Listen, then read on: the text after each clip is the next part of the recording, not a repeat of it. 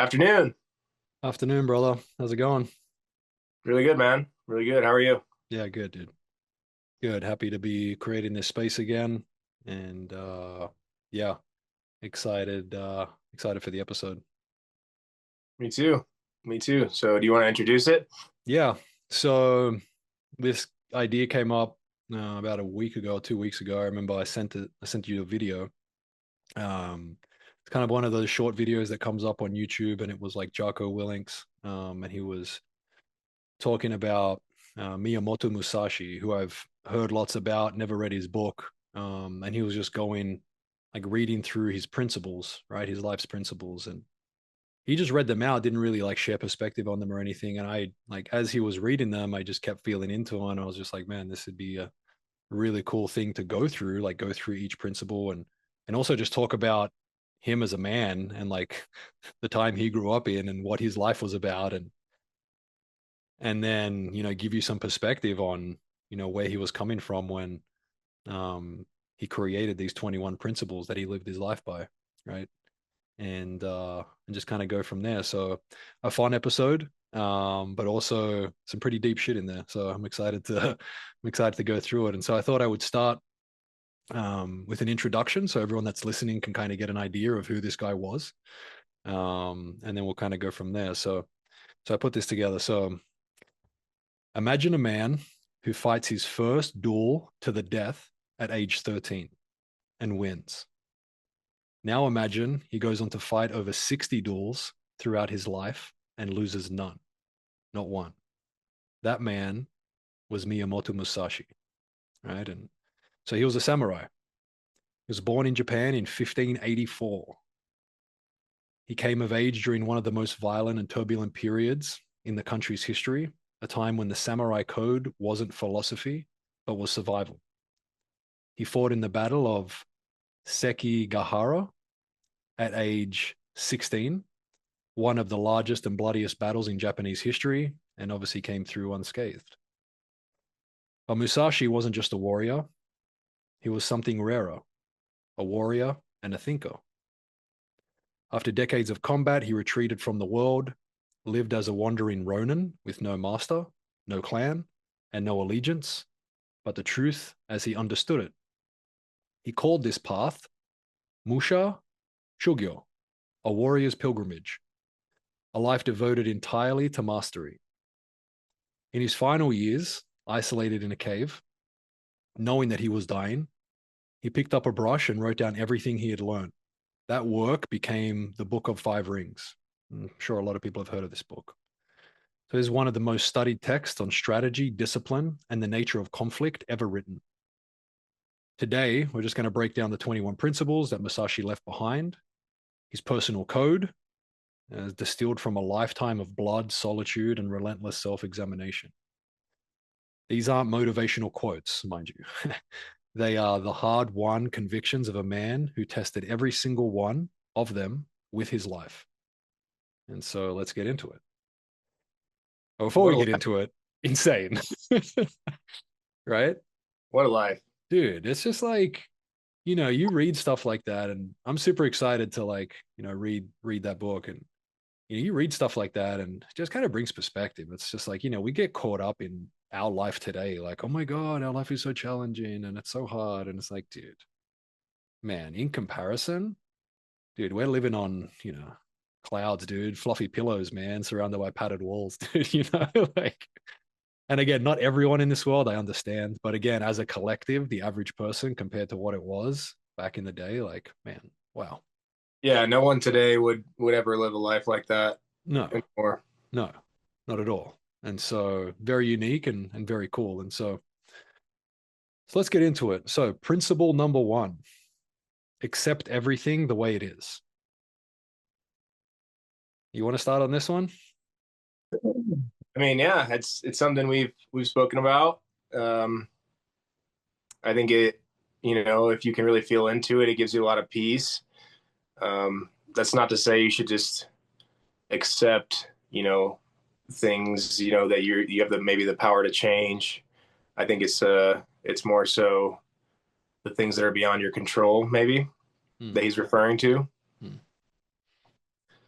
Um, but yeah, it's definitely a concept that if you can feel into and you know control the things you can control is something I used to tell my teams all the time when I was coaching. And it's very relatable to life. Yeah, it's like it's one of those things, right? So accept everything the way it is. So like obviously the way it is means it's already happened and it's the way it is right now in this moment. And so, offering any resistance to that isn't helpful. Like you said, if it's something you desire to change, that's fine, but accept it first, Mhm. right? And then once you've accepted it, then you can do what you want after that. um, Not accepting it, offering resistance. For me in my life, just kind of like bringing it into my perspective, it doesn't allow me to think clearly. It doesn't allow me to, if it is something that I desire to change, it doesn't allow me to change it in the most aligned way that I would like to. I'm so focused on the past instead of being in this moment, that, I continue to bring in past, it was something I didn't like, right? Um, and I don't get to the point of acceptance, and I continue to bring in that feeling of like not liking it, frustration, anger into this moment. And again, if I'm going to try to change it, I don't really want to change it with that vibration. I don't want to change it with that energy, And so, um, you know, another way to think about it was like the power of now, right? Mhm. Is another really cool text. And it's pretty much what the whole book is about is like, hey, like, if you're in this moment, accept what's happening in this moment, offer no resistance to what is happening in this moment, and you'll be fine. Um, because the only time that we struggle or find challenge is when we either offer resistance to what is or we continue to live in the past or the future, right? And so that's kind of what else I think about with this first one. Yeah, I like that he led with that one. Like Yeah, right. that's good to lead with. Yeah. And I kind of think of this guy in a cave, dude, just with like a brush, just writing this stuff down, being like, wonder which one should be the first one. Number two, do not seek pleasure for its own sake. Yeah, this is a tough one, and I think for me, for a lot of people, I mean, it's easy to to have those vices, to just you just easy to grab in the moment to make you feel a little bit better, um, just for that sake, and Mm, it's I think if you really break it down, I mean, some people might argue that it's oh, it's nice to have pleasure just for pleasure's sake, mm-hmm. but I can see it from a definitely from a disciplinary standpoint, especially from a guy that lived that sort of life, Yeah, dude. to be able to take the pleasure in just normal everyday things, like things that are necessary, is you get a lot more out of them than if you just seek pleasure for pleasure's sake. I don't know if that makes sense, but No, it does. It definitely does. I mean, like, one of the first things that comes up for me is like, do not seek pleasure for its own sake. So maybe there's people out there being like, all right, well, what else? Like, why else would you seek it? Right.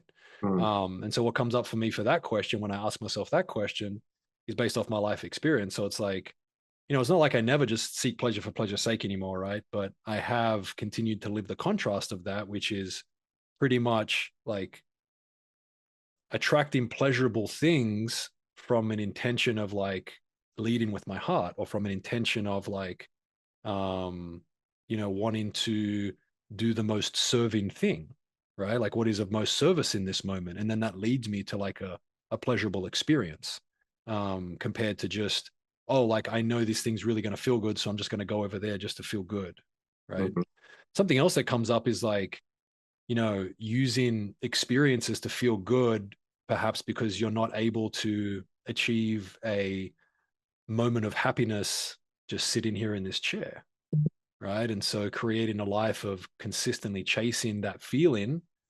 And, what else comes up for me is like, like substance abuse, right? Like drug abuse, alcohol abuse, stuff like that, right? I'm sure a lot of people have either experienced that themselves or know other people that are experiencing that. And that's a very similar thing, right? Again, just continuing to seek pleasure for pleasure's sake. And then on a deeper level, I think there is a reason that people are seeking that pleasure, but maybe they haven't reflected and gotten there yet, right? But yeah, there are a few other things that come up for me, and I guess one more thing is like, as we're reading through these, I'm not reading these like, oh, these are the way. and this is what everyone should think, and these are correct, and all that type of stuff. We're just having some fun here and reading through them, and man, just getting an idea of what this man was going through, and kind of honoring this guy in a way, dude. It's like what a life lived, and who wouldn't want to at least be open to what this person has to say. And so yeah, these are super cool. Agreed. Yeah. Principle number 3: do not, under any circumstances, depend on a partial feeling. Hmm. That one's interesting for sure. And sometimes, I get these feelings and I'm like, oh, well, maybe the universe is telling me to do this. Um, but yeah, it's difficult, at least for me, to know what that partial feeling is or what like is a true feeling. And I know you talk a lot about checking in with your heart, and I think that would be one way to kind of discern what is a partial feeling versus what's a true feeling, I guess. Yeah, I mean, you think about this guy, dude, like life or death battles. I don't think you can indulge partial feelings on that field, dude. You know what I mean? Right. Like, you Maybe know, pretty certain. yeah, bro, you better know what you're doing. And this one hits me pretty hard, knowing that this guy undefeated in 60 life or death battles. It's like he must know a thing or two about a certain feeling and being able to follow that. I speaking in my life, I continue to experience all of them: partial feelings, questioning certain feelings that that I think are certain feelings, and I question them. But for me, what comes up is like intuition, right? And like you said, like following your heart, which for me is intuition. I think our heart creates our intuition, and the more that we can tap into that and continue to reflect on that, we're able to like sharpen our sword, if you will. And what I mean by that is continuing to understand, what it feels like when it's a certain feeling. But in order to get there, and I'm sure he would probably say the same thing. It wasn't something he was born with. Like, oh, I'm certain I know what this feels like. I mean, I'm sure Mhm. he went through a lot of discipline, a lot of training, a lot of reflecting on past experiences and his feelings in order to understand what that is. But again, I think about actions like that. Like, for example, soccer, right? You played soccer, I played soccer at a pretty high level. And, when you're there, you're not thinking about what you're doing. You're trusting what you've done in the past. You're trusting your skills. And so you're trusting pretty much, I mean, call it intuition. I mean, I don't know. I wouldn't know what else to call it in that moment. You're just allowing your subconscious and your intuition to dictate what you should be doing. And if you stop and think and question it, chances are you're going to lose the ball. In his case, chances are you're probably going to lose your head, right? Um, yeah. Yeah, just trusting all the training that you've had, all the effort you've put in, and that kind of guides your intuition in that moment, I would say. Mm-hmm. Mm-hmm. Principle number 4: think lightly of yourself and deeply of the world. I like that one a lot. Don't take yourself too seriously. Um, you know, um, it's one of those things. I think a lot of people get stuck and think that these problems are that they have, might be like the worst thing in the world or whatever. Mm-hmm. Um, when really, if you really, I don't want to say compare, but like, if you analyze what's going on in the rest of the world, and a lot of times you'll realize that what you got bothering you isn't quite as bad as you maybe originally thought. Mm. Yeah, when I read that, I think about like humility, like being humble. Mm-hmm. Um, and it just depends again, like, where what level you're looking at it from, right? Like on one level, I know that I am God. I know that I am the creator of, my reality and um at least my feelings and how I feel about my reality. But on another level, I realize I'm a fucking ant walking around this earth, dude. You know what I mean? And I'm just like a piece of this infinite puzzle, right? Um, but I think it is really important, regardless of what we accomplish, where we get, to be able to hold both of those truths, right? Like I am everything and I am nothing, Mm-hmm. right? Being able to hold both of those truths and not find ourselves hopefully too often on the side of being like super cocky and and boastful and um, egoic, right? But rather humble. Um, Yeah, and coming from a guy who won 60 duels, I think that's pretty powerful. yeah, super powerful dude, right? Like he was considered the best of the best, and he's telling us to like think lightly of yourself. Mhm. Um, yeah, that's really cool. Principle number 5: be detached from desire. So yeah, we've talked about attachments quite a bit. That's interesting though, because don't you follow your desires, in order to create the world that you want? I Well, don't know. yeah, there's a difference between following desires and being attached to them, right? And Correct. so I Yep. think the key word there is be detached from your desires. That's a really interesting one for me because like I feel like a lot of people that are within the Buddhist religion or have studied Buddhism have really like got like taken that text. I don't want to say in the wrong way because obviously there is no right or wrong, but so a lot of people have read Buddhist text to mean that desire is suffering. In order, like if you desire, then you suffer. Where I don't take it to mean that at all. I take it to mean this, what he's saying, because you can't escape desire. Even to not want to desire is desiring not to desire, right? So it's like you can't escape desire, but you can be detached from desire. And I think that's where the suffering begins is your attachment to the desire. And Sure. so, bringing awareness to the fact that, hey, I have this desire, but I don't need it. I don't need to fulfill it. Um, is where the power comes into it. And I think is what Buddhism is talking about in the Buddhist text. And I think is what he's talking about.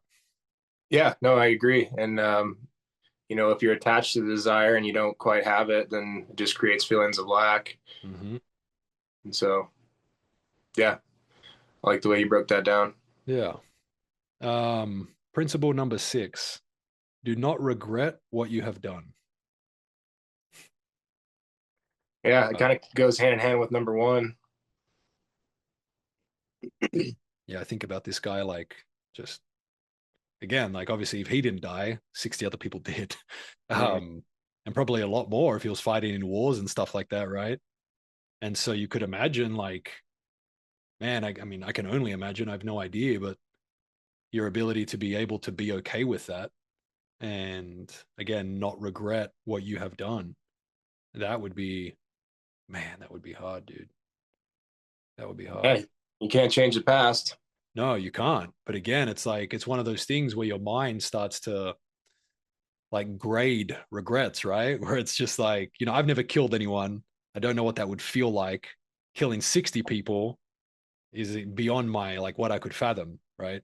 Um, and in my mind is like, wow, that's killing someone would be heavy, be really heavy, especially with a sword, dude, or like with that first guy that he killed when he was age 13. He didn't even kill him with a sword. Apparently, beat him to death with like the stick of his sword, right? And it's just like, dude, that's not sniping someone from like 500 yards, bro. That's like up close and personal.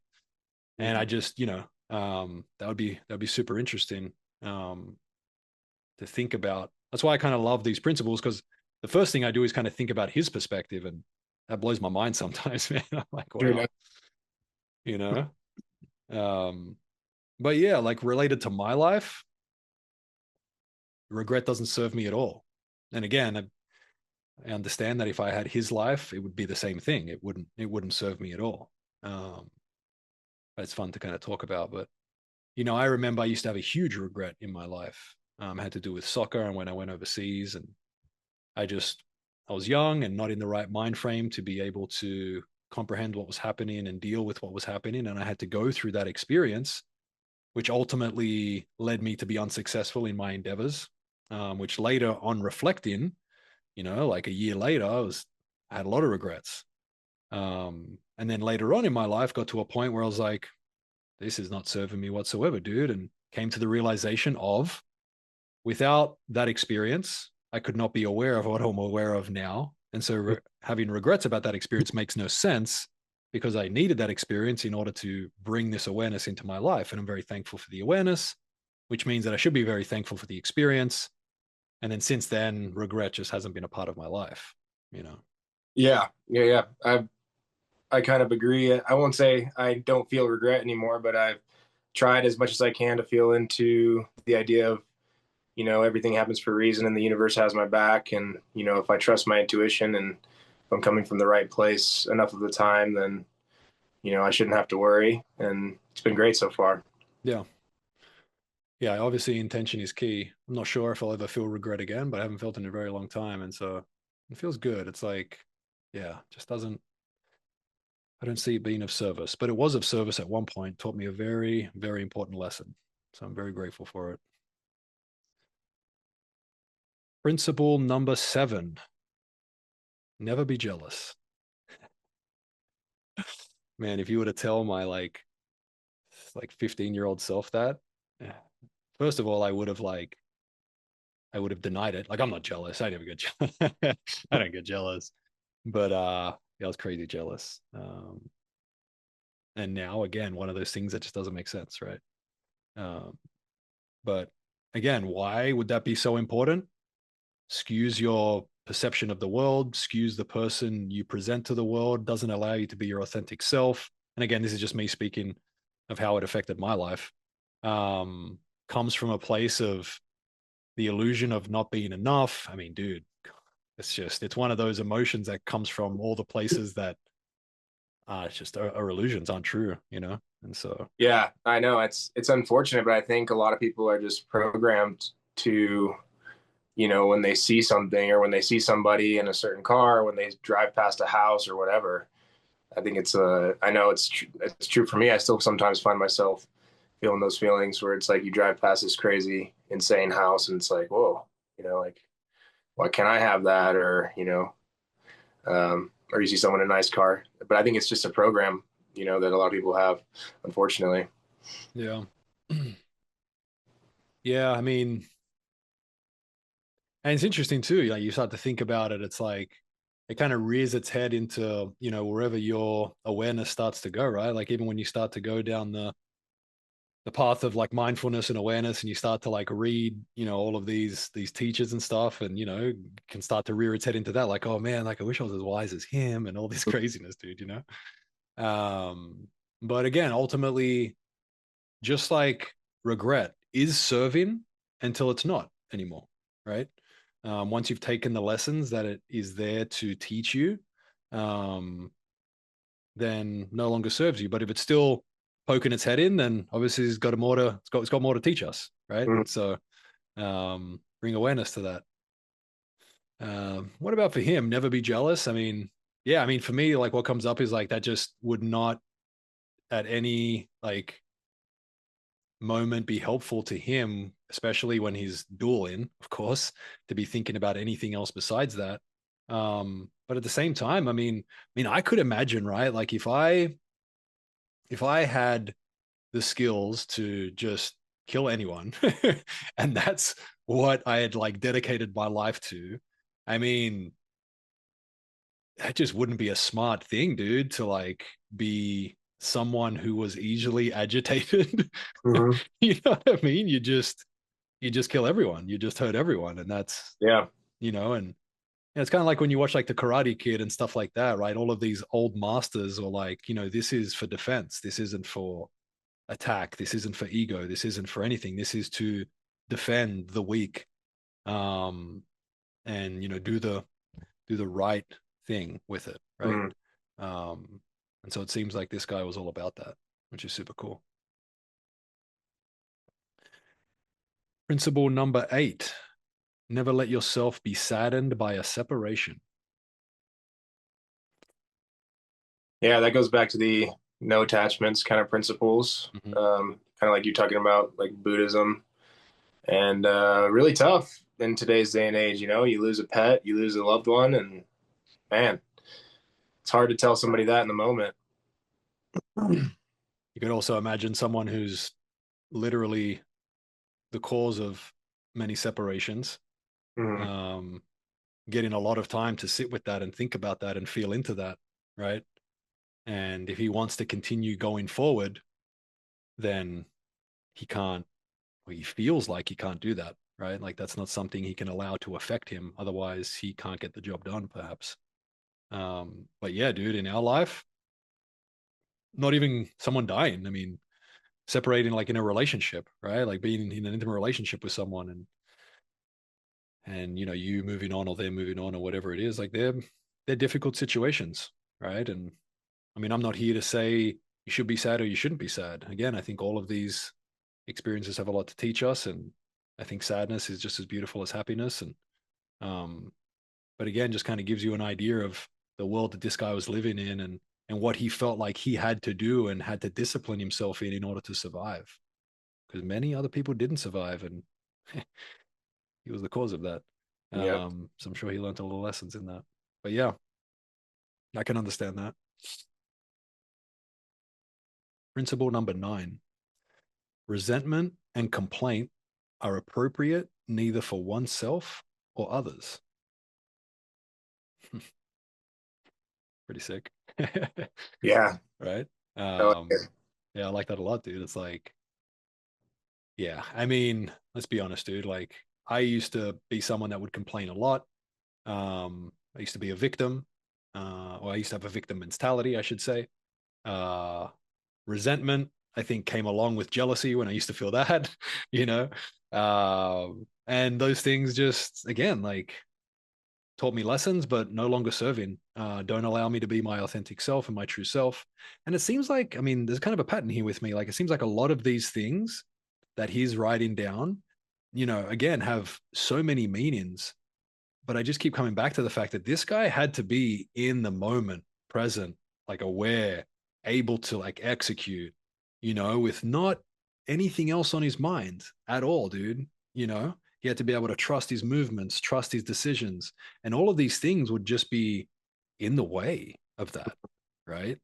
And I don't think you could be as successful of a samurai as him and still be alive to talk about it if so far these first 9 principles you weren't very good at. You know. Mhm. um yeah, that's what comes up for me.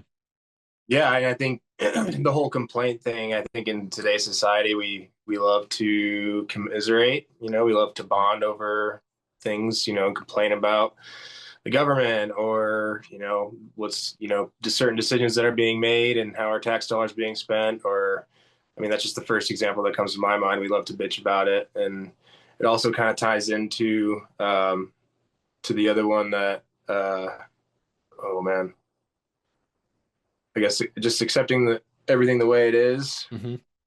you know. Um, but yeah, Principle 10. This is an interesting one for me. I'm excited to talk about it. So, principle 10: do not let yourself be guided by the feeling of lust or love. Hmm. yeah. I mean, I think as men, I think we all know what that feels like. I mean, at least I for sure do. I know what that Um, feels like. I think we all know what that feels like. Men, women, I think we all know what that feels like. um yeah, go for it, continue. no, I was just saying it's a familiar feeling for me, and it's especially the lust part is never serving. I would say when you choose to let that guide your actions. I mean, in my experience, it's never turned out in my favor. Um, but yeah, I mean that's pretty much all I got on that one. But the love part, The love part is interesting. yeah, again, like, again, you think about his life. Again, I keep bringing it back to his life, and it's like, I mean, I don't know what he. I'd really love to know what he thought about love, like what his definition of love was, what his Mhm. experience with love had been in his life, in order to write that down as if love is not a good guiding principle in your life. Because what I've found is love is a great guiding principle in my life, you know. But again, that all depends on what your definition of love is, what your experience with love has been. um, Obviously would shape your beliefs, right? And how you would move forward. But lust, of course, dude, lust is not something I would want to allow to guide me. It has in my life. Um, and although I thought it, you know, created good experiences, that was just the lust talking. Mhm. um, and ultimately didn't. But love, Yeah, I think when you think about his life, it would probably be a liability for him if he Mm. was, Yeah. if he loved someone. And I mean, you think about all the action movies, right? Like what ends up happening is they go after the loved one, and then obviously 9 times out of 10 it works out for him. That's the But movies. that's what movies are all about. But Yeah. yeah, it could be a liability for Wow. someone in that life. Dude, crazy to think about that as a life, man. Mm. Like not allowing yourself to do that, not allowing yourself to love in fear of that. Man, Well, it sounds like he died alone in a cave, yes, right? that's what it sounds like. Yeah. So yeah, that's Wow. tough. It's a That's tough way to tough, go. dude. That's tough. Yeah. All right. Principle 11. In all things, have no preference. I love this. Tough. Again, one of those things where it's like, dude, what do you mean have no preference? um, Again, what comes up for me is more the need and the attachment more than having a preference. Like, let's go for an example, right? It's like the let's go with the example that everyone can relate to. Hey, what do you want to go get for dinner tonight? I don't Mhm. know. I don't care. What do you want to get for dinner tonight? Right? That's a simple one, right? Like a lot of people have no preference, but then there's sometimes where you're like, actually, I would really like sushi tonight, or I'd really like pizza tonight. But yeah, for me, again, when I read this, it's more of like, don't have attachment to your preferences, as that's not serving. Um, but again, living in a world without without many options, it would definitely serve to not have preferences, right? Mhm. Like, I have no idea what it was like in his time, but I'm guessing it wasn't like an abundance of options for restaurants. Wasn't sushi or pizza. Exactly, right? And so, and especially the life he lived, dude, you know, Mhm. just kind of traveling around as a nomad, as a samurai. I'm sure it would serve him very well to not have any preferences and sleep wherever, be happy to sleep wherever, be happy to eat whatever, um, and so on and so forth. So I can definitely see that. And I've seen it in my life. It's, yeah, don't get me wrong. Like sometimes I have preferences and sometimes I don't. And it's really nice to ultimately, though, not have any attachment and ultimately not care. Right. Um, because just like everything else, it allows for less resistance, less challenge. Okay. Um, yeah. Principle number 12, be indifferent to where you live. It kind of seems like he like wrote these in order. Either that or he like rearranged them after he wrote them to put them in order because Yeah, they have relevance to like the one before and stuff like that. And so number 12, be indifferent to where you live. Makes sense for a nomad. definitely. Yeah. Yeah, you can set up camp, Mm. wherever you're able to, wherever you're going to be safe. Um, I think in this world, it's like, I mean, obviously, the life we live, we've been living nomadically for the last few years and stuff like that, right? We can definitely relate to that. And at the same time, we've felt what it's like to not be nomadic. And I think a lot of people, including myself at times, like give a lot of importance to where they live. Mhm. Like, oh yeah, like this is the best place. Especially like there's a lot of people that like are born in one place and that's it, dude. It's like, this is the place. And, even extend it to a larger piece of land like a country, right? Like, oh, like I'm American or I'm Japanese and I need to live in my country or, Mhm. something like that. And just being indifferent and being open to new experiences and new lands and not being shut off to that. I think there's a lot for people if they're open to that. Yeah, yeah. No, I've known people, and I'm sure a lot of people have, where they're like, "Oh, well, I'm going to move here to get a fresh start," Mm-hmm. Mm-hmm. or whatever the case may be, where they think maybe living in a different place is going to be like, "Oh, that's going to be the ticket. That's what's going to change, my life. That's what's going to give me the things I want." Um, where if they could, just be at peace with no matter where they are, then, yeah, not to say that they won't go to that place, but they could. It's not going to be like you depend on where you lived for your happiness kind of thing. Yeah. Yeah. Yeah. Number 13. Do not pursue the taste of good food. It's a tough one, dude. I'm going to tell Damn you. it. Damn What? it. Uh, I Yeah. mean, Some of these you read them and you're like, well, why not? again, you think of his life and you're like, all right, I get it. I get it that for your life, this was very serving for you. But I'm not Mm. going to pursue the taste of bad food. I'll tell you that much. Me you neither. know? But again, it just continues to bring back perspective for me where it's just like, what a fucking time we live in.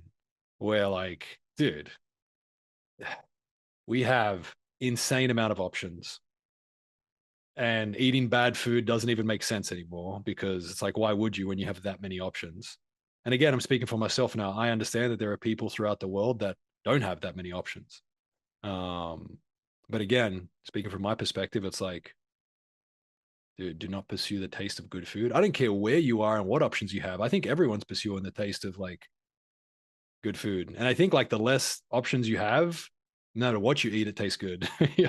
Yeah, I've yeah. I've had that experience in the backcountry. It's like, dude, give me Hunger is the best anything, sauce. Yep. right? Yeah, it's funny. Um, Principle 14. Do not hold on to possessions you no longer need. I like that one a lot. Me I mean, too. obviously, once you hit the road, it's quite a bit easier to do. You just like, oh, leave this there and forget about it. It's like even when you come back to it, you're like, well, I haven't needed this in how many years? Like, what's the point of hanging on to it? Um, but yeah, something definitely before we hit the road was very difficult for me. I was, what if I need this at this time? What if, there might be an occasion where I could wear this shirt or, or these pants or whatever. You never want to throw anything away because you're like, what if I need it? It's an important practice. I strongly feel into the fact that everyone should go through their stuff every couple of years. I remember when me and Kat first hit the road, we sold our house and all this type of stuff. And I remember we were going through our stuff, and the questions that we would ask ourselves was, have I used this in the past 12 months? And if I hadn't, then you'd go to the second question.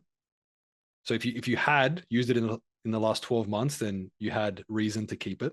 If you Sure. hadn't used it in the past 12 months, you didn't have to keep it, but you had reason to keep it. If you hadn't used it in the past 12 months, then you would go to the second question, which was like, does it bring me joy? And so like those two questions were like the qualifying questions to like whether we kept something or not. And we kind of had to hold each other and the other person accountable because you know what it's like, dude. Like sometimes, like, yeah, Mhm. it brings me joy. Let me keep this, please. Please Does let it me keep this. really? But dude, it was such a good exercise, bro. And like, I realized, like, what do I actually need? Not much, bro. Not much at all. I really don't need much. And life simplified with that. The less stuff I had, the more simple it was. The less choices I had, the more simple it was. And I've continued to kind of live my life that way, man. Like I very rarely will buy new stuff unless it's something that has a purpose. Uh, so like if it's something I'm doing, like river rafting, then yeah, I'll buy a helmet, right, for river rafting or something like that. But clothes, I mean, most of my clothes are either handed down from other people. I mean, dude, you received a lot of my clothes. Sure did. A lot of my friends did. But yeah, I really enjoy that. Don't get me wrong, I still have fun. And there are still things that again bring me joy that I don't need that I'm like, oh, I really would like this. Yeah. Uh, but yeah, it's a cool exercise. I invite people to go through that exercise. It's fun. Yeah. I still have your boots. I have them here with me. I wear them Nice. all the time. Nice. That's always fun, dude. It's always Yeah. fun to like, give stuff to other people and then receiving stuff from other people as well. It's like it's super cool. I love it. Um, Number 15, principle 15. Do not act following customary beliefs. Dude, this is interesting from someone who's Japanese, Yeah. From the right? samurai. Yeah. That Yeah. whole culture. Yeah. Like really cool. Really interesting and really cool to hear him say this. What comes up for you? I mean, honestly, first thing that comes up is the whole like the wedding, customs because I'm wedding planning and everything. Yeah. Yeah. So that's the first thing that comes up for me is just, the whole like, oh, this is how you have to do it, and this is the order you're supposed to do things, and blah blah blah, and um, yeah, it's just interesting. I mean, I am acting on a lot of those customary beliefs, to be perfectly honest, but also just feeling into the idea that you don't need to. You can put your own spin on it. You can do whatever you want. Really, it's the coolest thing about life. So you can do whatever you want. Um, Yeah, I think that's cool, dude. It's like, for me, it's not about not following them. For me, it's just about questioning them. mm, And once you've questioned them, if you still desire to move forward, then great. But I think the real disservice comes with not questioning yeah, them, and just following them blindly, right? I think religion is a really big topic when it comes to this, especially in my life, right? Like being born into an Italian household, most Italians are Catholics, and so I went to Catholic school when I was young, and it just didn't resonate, dude, at all. And I could imagine just continuing to follow that blindly without questioning stuff. Again, got nothing against it nor for it, but just beliefs in general, customs in general. Um, it can only serve us to question them because it's either going to deepen our belief or it's going to allow us to discover new things. Uh, and so, yeah, that's what comes up for me. yeah. No, I love it. Love the way you said that. Principle number 16: do not collect or practice with weapons beyond what is useful. Yeah, I think that's a very specific one to his life. I mean, Yes. you could, I mean, you could argue. I mean, I know like where I'm staying right now, my brother-in-law has a bunch of guns, Yeah.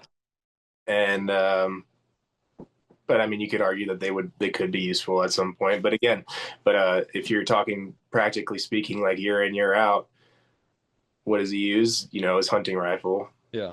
He's not out there using his handgun every day. Mm-hmm. But again, um, I think it also goes on the whole possessions one. Don't hold on to possessions that you no longer need. Correct. Exactly. Pretty much same. Yeah, that's what I take Yeah. from it. Yeah. And again, to his life, it's like, yeah, I get it, dude. You're a nomad. Doesn't help you to carry extra stuff that you don't like, that is not useful to you. Completely understand it. I feel like in this world, we have an issue with too much stuff, Mhm. not enough. When it comes to weapons, I mean, yeah, could always make the argument I'd rather have it than not need it than need it and not have it, right? So principle 17: do not fear death. Thank you, Musashi. We just did an episode on We that. just did an episode on that. Yeah, Yeah, yeah. it's a fun episode, and again, one of those things that you can understand all the concepts, and you think you can feel into it, and you think you don't fear death, but until it happens, I mean, really, who knows? Who Till you're, knows? yeah, Who knows? But yeah, a very beautiful and like noble path to pursue, right? mm, Um, rather than living your entire life in fear of something that is bound to happen. right, So can we be open to making peace with it to the best of our ability? Again, not knowing like have we actually made peace with it? Again, we're just doing the best we can. But um, yeah, I think it's a really beautiful path, and really cool to see that in his principles. And again, makes a lot of sense for his profession. yeah. If he uh, feared death, he would not have won 60 duels. no, he would not.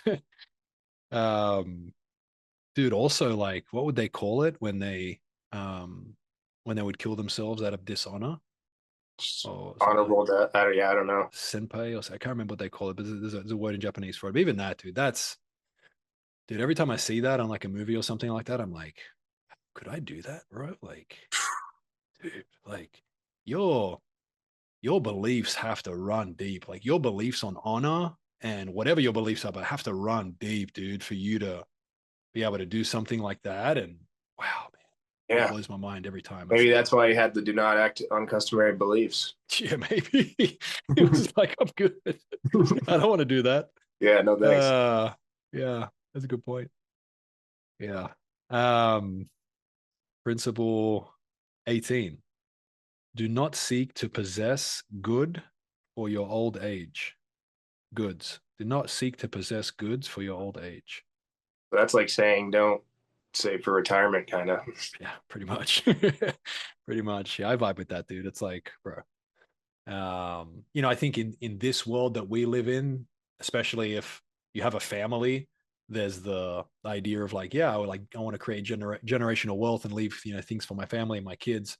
At the same time, um, what I feel into is I feel very deeply into the fact of just like, when I die, money, goods, material things don't serve me, dude.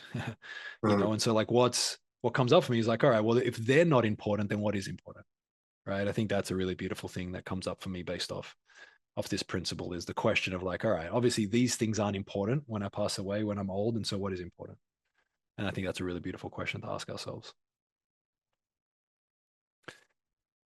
Principle 19, respect the gods without counting on their help. Cool. like it. Yeah, I Mm, like that too, dude. Um, Again, his life, he's, I'm sure he witnessed many people asking God for their help. mhm. And he was probably, he obviously witnessed them, God not come down and say, hey, I got you. And Yeah. so, yeah, that's probably very real for him, dude. Right. Um, that also brings me up, like, brings up for me was like when I was younger, like when I would pray for things, dude, like Mm, such an interesting like thought to think about now. It's like, oh, please do this for me. Please give me this. Or like, please, you know mm, what I mean? Like stuff like that is crazy. Um, like wanting their help when it suited me and wanting their help for things based off like what I feared or like things that I was attached to and all this type of stuff rather than just like um where I kind of feel now, right? With call it God, call it the universe, call it whatever you want, right? To me, it's all the same thing. May not be to you, but to me, it is. Um, And now it's just more like I have complete faith that God will give me whatever I'm supposed to have. yeah. Um, Or he's and giving you the ability to get it. correct, dude. Exactly. Right. And so it's like a self-reliance kind of, that's what comes up for me when I read Yeah. that. It's like, depend on yourself, trust in yourself, Yes. respect the universe, respect the gods, but ultimately trust in yourself and Mm-hmm. trust in the abilities given to you. Yeah. By God, by the Right. universe. Right. Mm. Yeah. Yeah, for sure. Two more. Principle 20. You may abandon your body, but you must preserve your honor. I mean, how do you feel about honor, dude? I mean, I think honor, I would say that's just kind of being true to yourself and your Mm-hmm. beliefs. I don't know. That's how I like to think about it. Um, so, I mean, for him and his life, that would be, you may abandon your body, so you might die on the battlefield, but at least you didn't, go back on your beliefs and try to run away from it or try to save yourself and abandon your brothers in arms or whatever the case may be. Mm. That's kind of what I think of when I read that. Yeah, I mean, honor for me, I mean, I think honor for them was a completely different thing. I don't say completely different, but like, again, I'm only going off, I don't know shit. I'm only going off like what I've read about like the samurais and what I've watched on different shows and stuff like that and heard in podcasts and stuff. But it's like, it seemed like the samurais in general had a very strong code of honor, right? And it wasn't just like their honor, it was also what others thought about them and whether others honored them, right? Mhm. Which is kind of where I separate a little bit. And when I say separate, I mean like I kind of don't conform with that idea, right? Because it's like I really don't care if someone else feels like I was honorable, as long as I'm honoring what I know to be true within myself, and I feel really, really good and solid and aligned with what I've done.